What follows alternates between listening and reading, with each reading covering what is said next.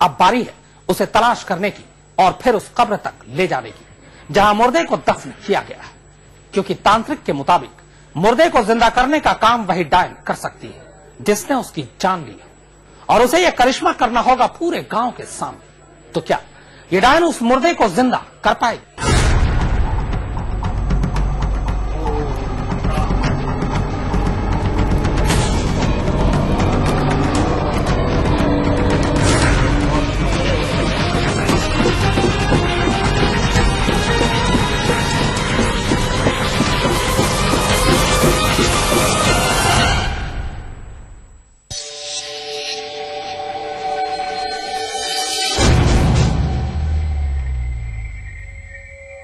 बस्ती के लोग अब एक ऐसा फैसला करते हैं जिसके बारे में सुनकर ही आप सन्न रह जाएंगे। ये फैसला है कब्र में दफन मासूम की लाश को फिर से बाहर निकालने का, और वो भी उस सोनामती की मौजूदगी में जिसके सिर पर इस मासूम की जान लेने का संगीन इल्जाम लगा है। बस्ती की आंखों पर पर्दा पड़ा है और अंधविश्वास के मारे ये तमाम लोग अब सोनामती को लेकर बस्ती के उस हिस्से के लिए रवाना होते हैं जहाँ हल्दर के बेटे को दफनाया गया। लेकिन इस पूरी कवायद के बीच खास बात यह है कि यहाँ मौजूद सभी के सभी लोग रह रहकर सोनामती पर जुल्म ढाना नहीं भूलते।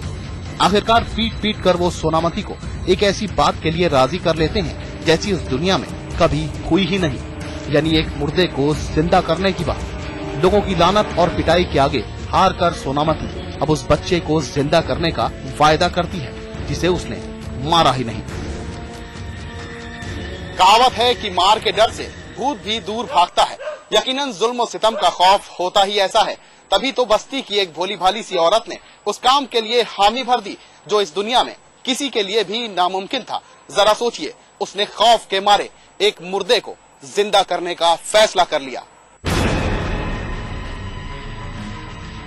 अब रात के अंधेरे में ही कब्र की खुदाई शुरू हो जाती है और देखते ही देखते एक मासूम की लाश कब्र से बाहर निकाल ली जाती है।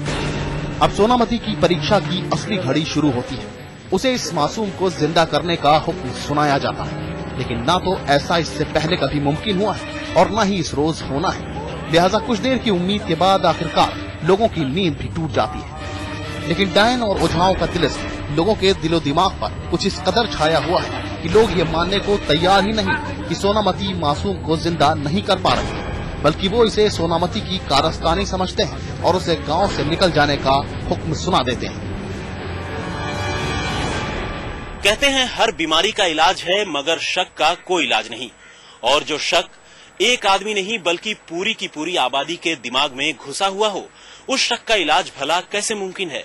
यही वजह है कि अपनी आंखों के सामने तमाम झूठे किस्सों को दम तोड़ता देखने के बावजूद इस इलाके में लोग आज भी ऐसे ही किस्सों का दम भरते हैं। इस पूरे वाकये की सबसे अजीब बात यह है कि तांत्रिकों के तमाम दावों और लोगों की कवायद के बावजूद उनके हाथ खाली के खाली रह जाते हैं और अपनी मौत मर चुका मासूम कभी वापस नहीं लौटता। लेकिन इतना होने के बावजूद उनकी आंखें नहीं खुलती और वो सोनामती को कसूरवार मानने से पीछे नहीं हटते। ये मामला सिर्फ सोनामती का नहीं बल्कि झारखंड की उन हजारों औरतों का है जिन्हें समाज के ऐसे ही तांत्रिकों सरीखे ठेकेदारों ने डायन करार दे दिया है।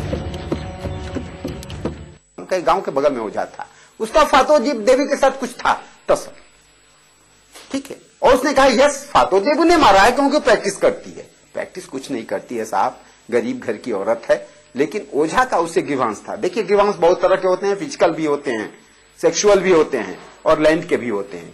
ये यहाँ पे फातोजी देवी के साथ ओझा का ग्रीवांस था, उसके पड़ोसियों का ग्रीवांस था, जिन लोगों ने आरोप लगाया उनका ग्रीवांस था।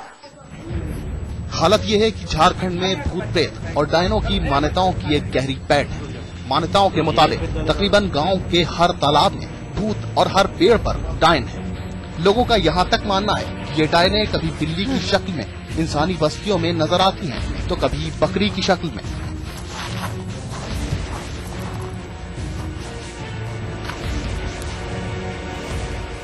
किसी का मान ले एक तो लड़का मर गया तो आपस में लड़ने के लिए वो लोग कुछ न कुछ तरीका निकालता है जो हम लोग कैसे इसको नीचे गिराएंगे। तो वो जब जिसका लड़का मर जाता उसको कह देता डायन कह के, जिसका हस्बैंड मर जाता उसका कह देता डायन करके। अब कई साल गुजर चुके हैं लेकिन समाज के कुछ ठेकेदारों की बदौलत सोनामती अपने ही इलाके में एक रिफ्यूजी की जिंदगी की रही है।